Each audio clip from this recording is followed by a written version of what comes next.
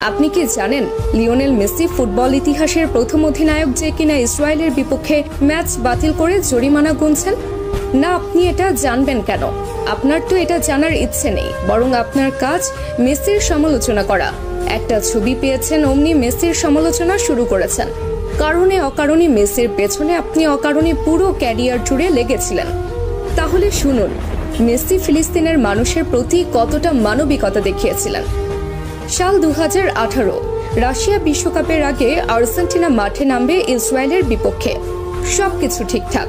ঠিক সেই মুহূর্তে ফিলিস্তিনের তরফ থেকে জানানো হলো এই ম্যাচটা যেন আর্জেন্টিনা বাতিল করে।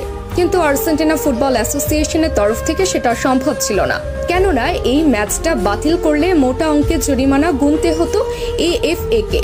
আর অর্থনৈতিক দৈন্য দশায় ভোগা আর্জেন্টিনা ফুটবল অ্যাসোসিয়েশনের তরফ থেকে সেটা সম্ভব ছিল না। ঠিক সেই মুহূর্তে ফিলিস্তিনের মানুষ সরাসরি খোলা চিঠি ছুড়েন মেসির কাছে। আর্জেন্টাইন অধিনায়ককে অনুরোধ জানানো হয় ম্যাচটা যেন বাতিল করে, এবং মেসি তাদের অনুরোধে সাড়া দিয়ে ম্যাচ বাতিল করেন এবং নিজ পকেট থেকে জরিমানা পরিশোধ করেন আর্জেন্টাইন ক্যাপ্টেন। সঙ্গে সঙ্গে ইতিহাসের প্রথম ক্যাপ্টেন হিসেবে ম্যাচ বাতিল করে জরিমানার টাকা পরিশোধ করে অনন্য দৃষ্টান্ত রাখেন লিও। এবার বলুন, কোন মেসিকে নিয়ে সমালোচনা করেছেন? কতজন মানুষ এইভাবে নিজ পকেট থেকে জরিমানা গুনেছেন ফিলিস্তিনের জন্য, বলুন তো?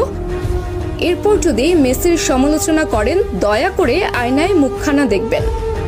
এবার আসি এই ছবির ঘটনায়। এই ছবি যেটা দেখছেন সেটা মেসি ছিলেন, কিন্তু মেসি তো সেখানে একা ছিলেন না, অথবা মেসির কোনো ব্যক্তিগত সফরও সেটা ছিল না, বরং সেটা ছিল ক্লাব বার্সেলোনার সফর। যে সফরে শুধু মেসি একা নন, বরং পুরো বার্সেলোনা টিমই ছিল। এমনকি সে সফরে ব্রাজিল তারকা নেইমারও ছিল সঙ্গী। তাহলে সে সমালোচনা কেন মেসির গায়ে একা আসবে? তাছাড়া প্রশ্ন আছে আরও একটা, সে সফরের জন্য ফিলিস্তিনের পক্ষ থেকে কোনো অনুরোধও জানানো হয়নি সফর বাতিল করার জন্য, অথবা ফিলিস্তিনিরাও সে ছবি নিয়ে কখনো আপত্তি তুলেনি। কিন্তু যখন তারা মেসিকে অনুরোধ জানিয়েছে, সঙ্গে সঙ্গে মেসি সে অনুরোধে সাড়া দিয়েছে। এবার বলুন, মেসি তাহলে কি